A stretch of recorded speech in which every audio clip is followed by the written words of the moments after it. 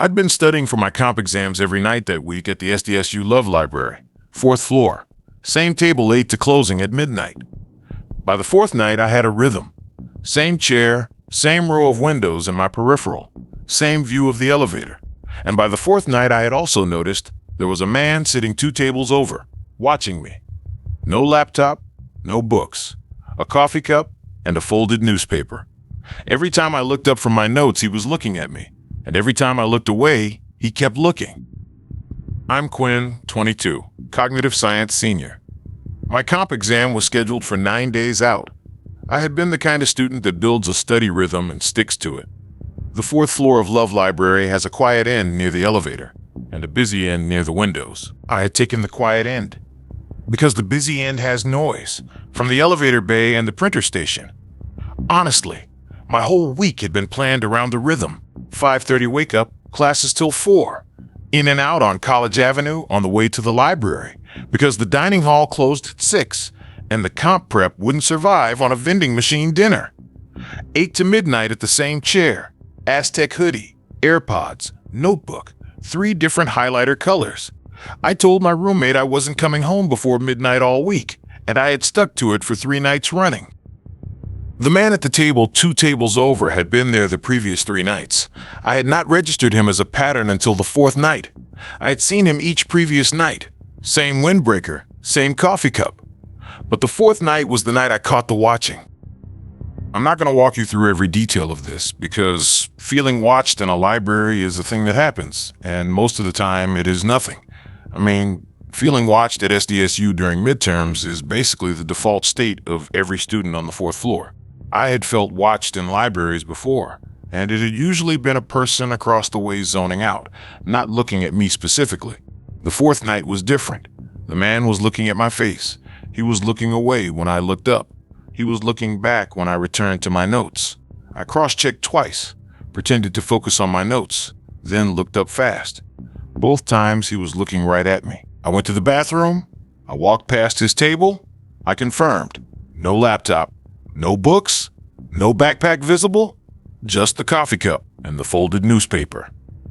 The coffee cup was a Starbucks paper cup from the Pike Place blend, the basement student union sells. The basement student union closes at 8 p.m. He had been bringing the cup in, not buying it inside the library. He had been bringing it in to match the visual pattern of someone there to study. I stood at the water fountain by the bathrooms longer than I needed to, pretending to drink, watching the reflection of the 4th floor in the dark window glass behind it. From there, I could see his table without facing it. He had not opened the newspaper once in 4 nights. People who carry a newspaper into a library open the newspaper.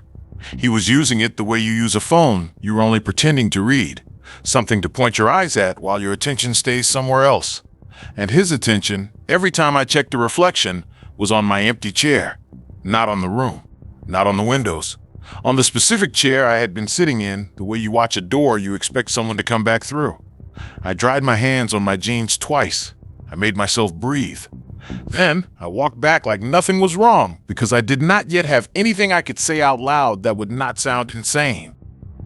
I came back to my table. I took a screenshot of his face from across the room with my phone. Zoom in. Hold it angled like I was taking a picture of my notes. I scrolled through my Instagram for a few seconds afterward to make the camera up movement look casual. I went back to my notes. The closing announcement came at 10:45, 15-minute warning before midnight closing of the floor. I packed my bag. I noticed in my peripheral that he was also packing. He had nothing to pack but the coffee cup and the folded newspaper. But he was making the motions. He stood when I stood. I walked toward the elevator. He followed 3 paces back. There is a librarian's office near the elevator. The closing librarian is usually in there doing end-of-shift paperwork. I had walked past it for 4 nights. I had registered the office because the door was always open at closing time and the lights were on. I turned into the office instead of pressing the elevator call button. The librarian was in there. I told him quietly. There was a man behind me. He had been watching me at the table for the past 4 nights. I would feel better if he could ride the elevator down with me. He said yes, immediately. No hesitation. He walked with me to the elevator. The man behind me, whose walking pace had pretty closely matched mine, walked past the elevator bay and continued toward the emergency stairwell. He did not stop at the elevator. He did not look at me as he passed. The librarian rode down with me. He walked me to the campus shuttle stop. He waited until the shuttle came. He went back to the library. Friday morning, I went to Campus PD and filed a report. I gave them the screenshot. Campus PD pulled the library entry turnstile records and the lobby cameras for the previous 4 nights. The same man entered the library lobby 4 consecutive nights, at times matching my arrival pattern. He never swiped a student ID. He had entered behind other students who had swiped through, tailgated. He was classified as a person of interest. Campus PD circulated his face to library staff. He never appeared on campus cameras again. The campus updated the library entry policy by the following Monday. After 9 p.m., requires individual ID swipe-in. No tailgating. Library security at the turnstile. Campus PD followed up with me 3 weeks after my report. The detective who handled the file walked me through what they had found. The man's face had been cross-referenced against San Diego Police Department's larger database.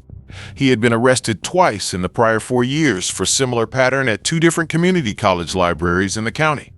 Once at Grossmont College and once at Mesa Community. Both prior arrests had been for criminal trespass without violence. He had served minimal jail time on both. The detective said the SDSU report had been forwarded to the county's intelligence pooling network as a 3rd documented pattern incident. The next time the man was identified inside any community college or university library in the county, the cumulative record would support a stalking charge enhancement. I finished my comp prep at home or with study groups for the rest of the 9 days. Campus PD enrolled me in their escort service for the final stretch. I passed the exam. What I'll never unsee is the coffee cup. The basement student union Starbucks closed at 8 p.m. He had been bringing a coffee cup in. Same Pike Place blend, same paper cup, same lid orientation across 4 consecutive nights. The case officer who reviewed it with me later said the cup had been the giveaway. Starbucks rotated cup sleeves with a tiny color strip variation by week. He had matched the visual within 2 days. He had been there pretending to study, with a coffee cup that was probably empty by the time he sat down, to match the visual pattern of a student, to blend into the floor.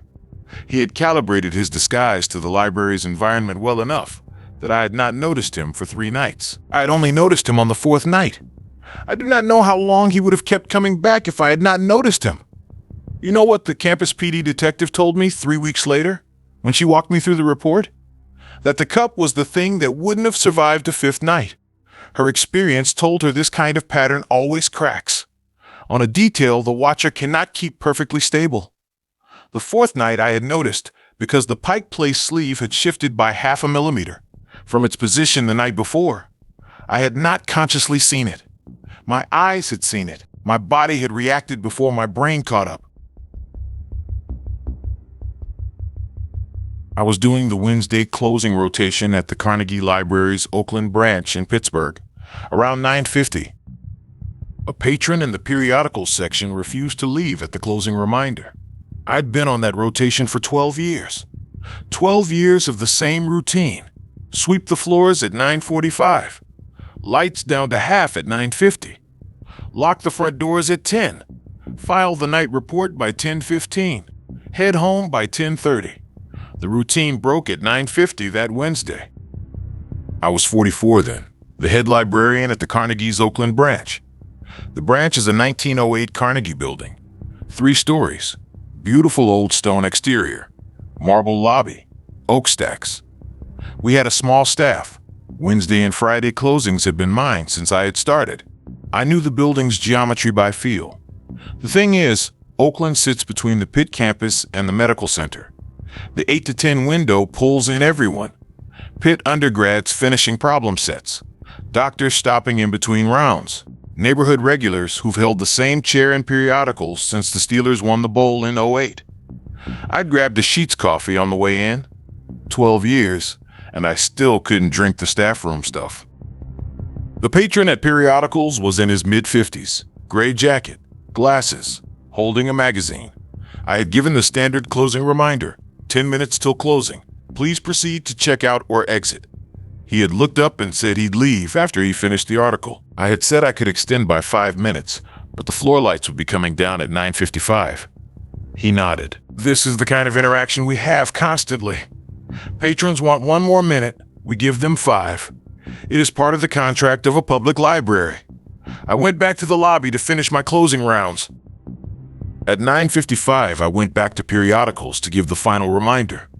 The man was not there. The chair he had been sitting in was empty. The magazine he had been holding was on the table closed.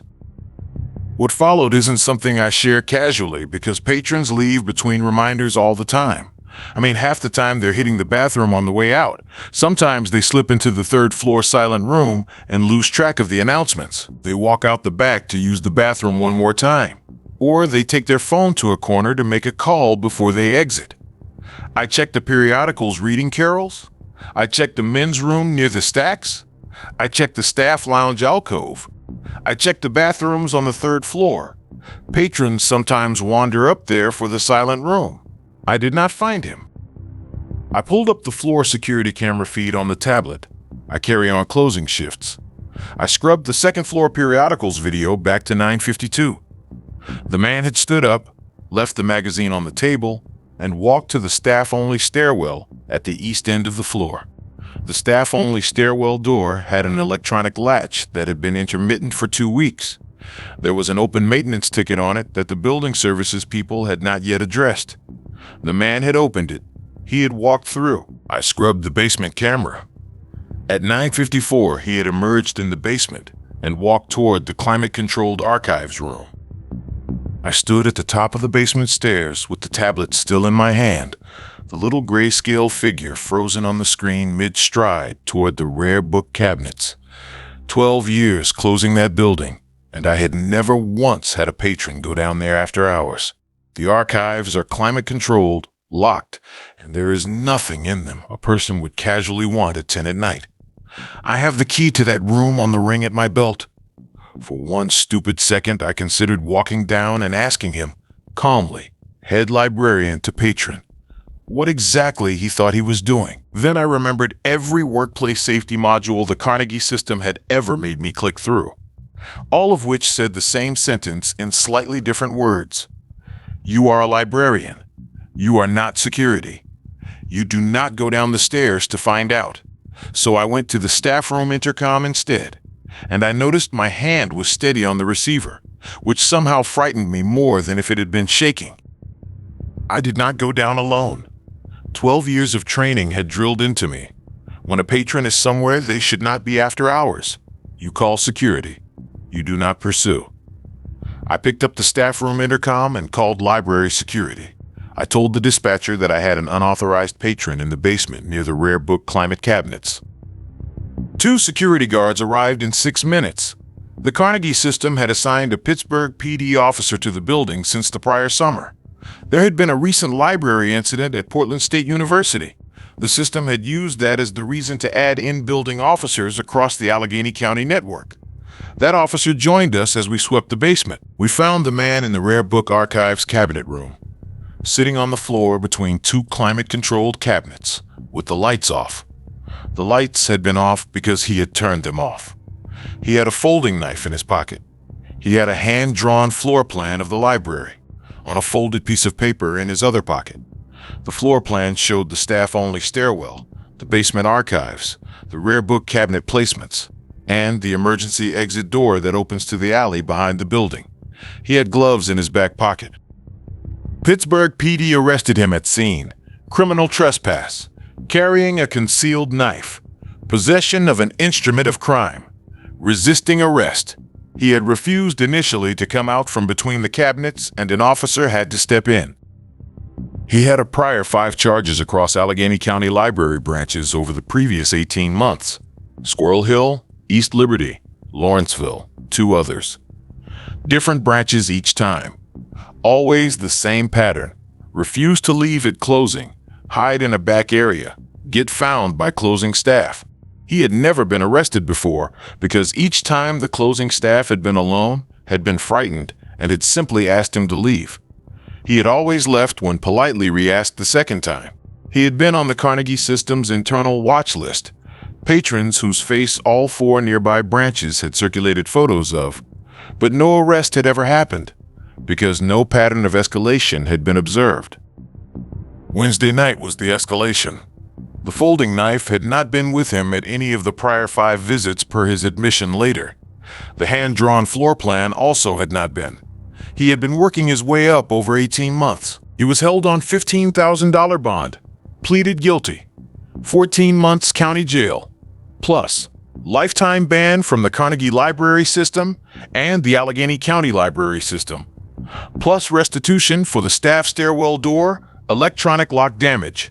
The damage had come from a prior visit when he had jammed the latch with a paperclip. Building Services investigation matched the latch fragments to the paperclip in his prior charge file. The Pittsburgh PD detective who handled the booking told me, during a follow-up interview, a detail, one the Carnegie system later confirmed officially.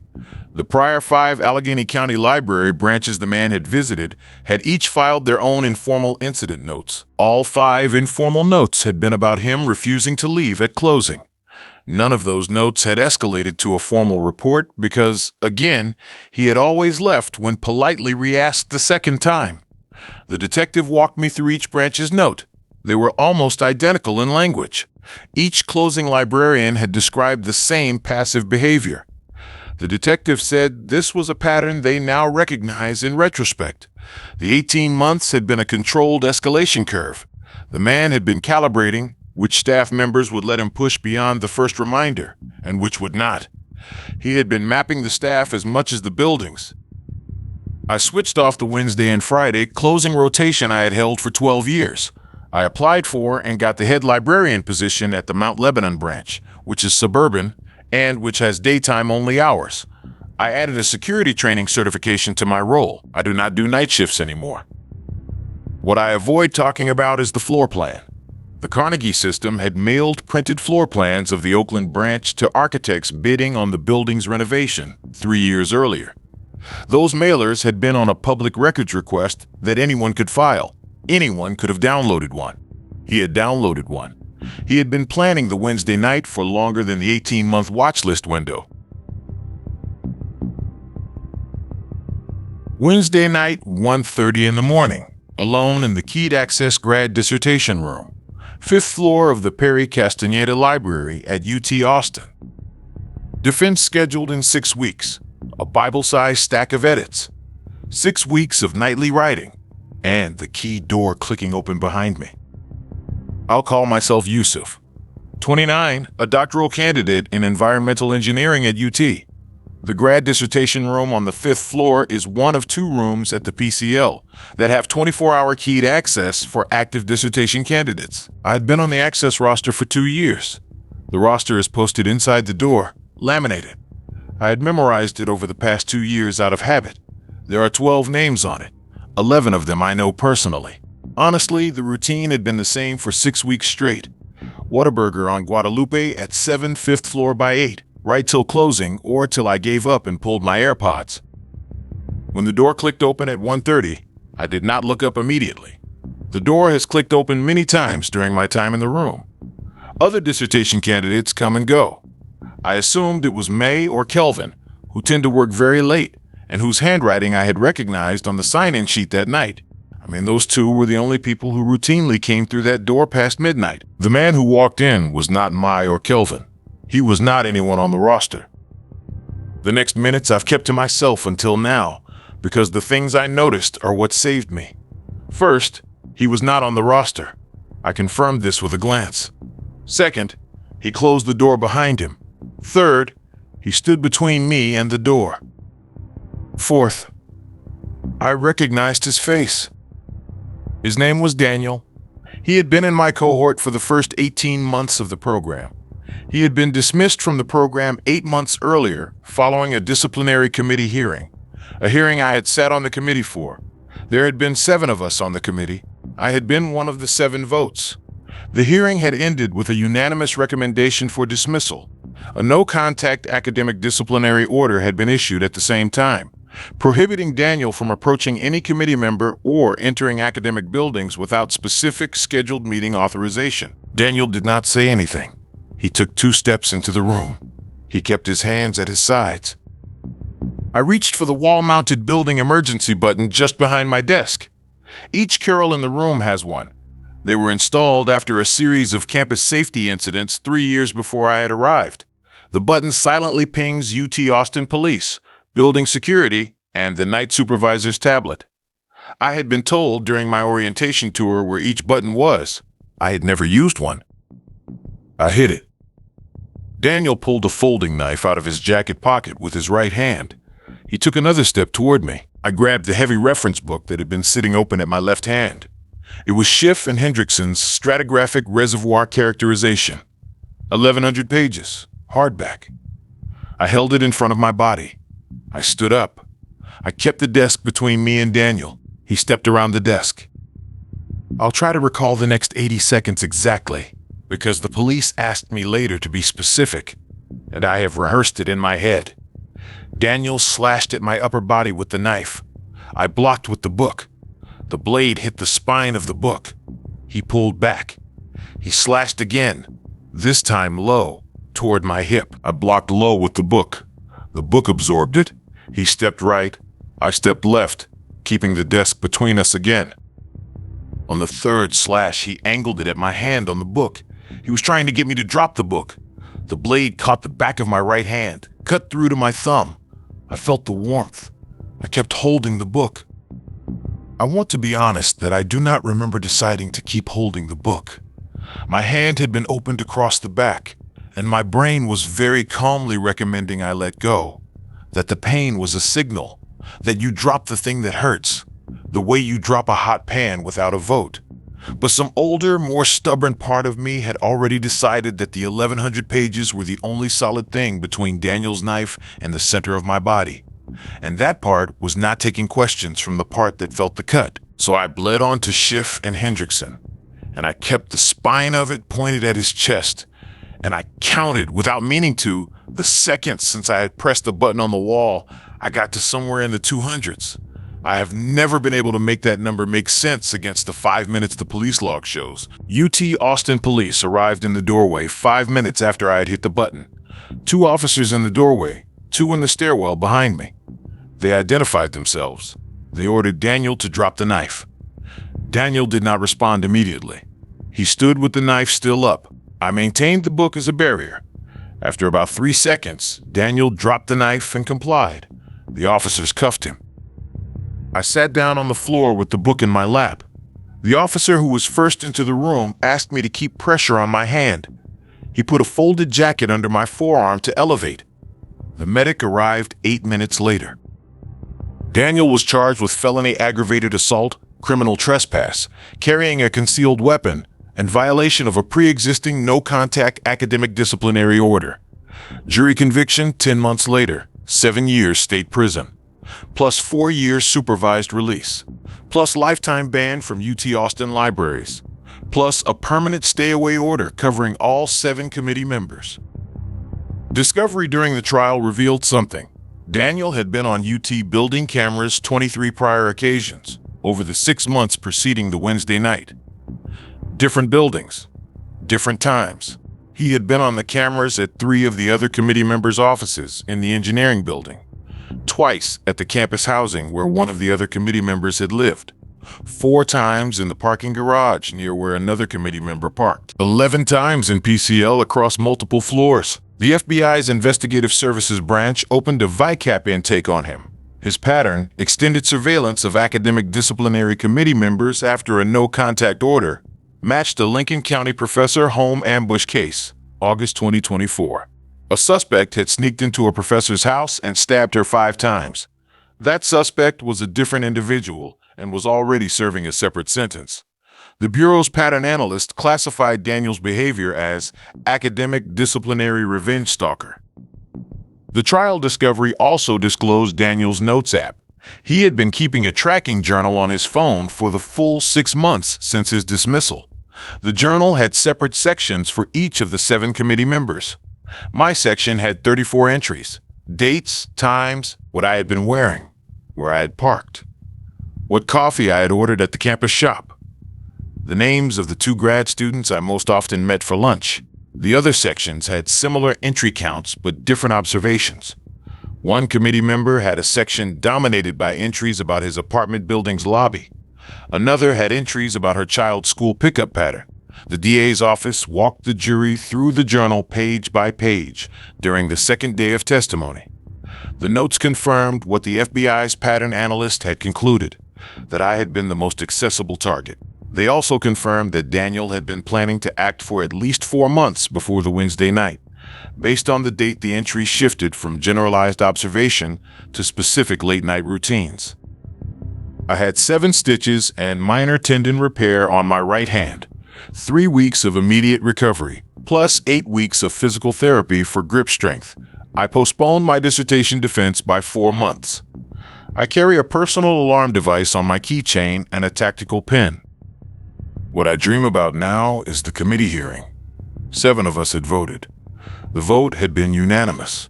The hearing had taken place 6 months and 12 days before the Wednesday night. Daniel had spent every one of those 188 days surveilling the 7 of us. The 2 officers who arrested him in the dissertation room told me at the precinct, gently. The FBI's intake had flagged me as the most accessible target of the 7. The only committee member whose late-night routine had been single room, single occupancy in a keyed access space.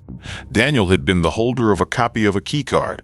The program had not deactivated it immediately after his dismissal 8 months earlier. The card deactivation process had taken 3 days. He had been able to clone it in the interim. UT updated the keyed access protocols across all dissertation rooms after the trial. Dual-factor authentication after 11 p.m. plus immediate same-hour card deactivation on any disciplinary dismissal. I had built my routine around the room because I had felt safe there. I had been the most predictable target. The other 6 committee members were notified after my arrest of the journal contents about them. 2 of them have since transferred to other universities. One has installed a home security system that he had refused to install for years on principle. The rest of us have stayed where we were, with new safety routines. The dissertation room I had worked in has been renumbered and rekeyed. The program director told me a year later that no current candidate had requested it.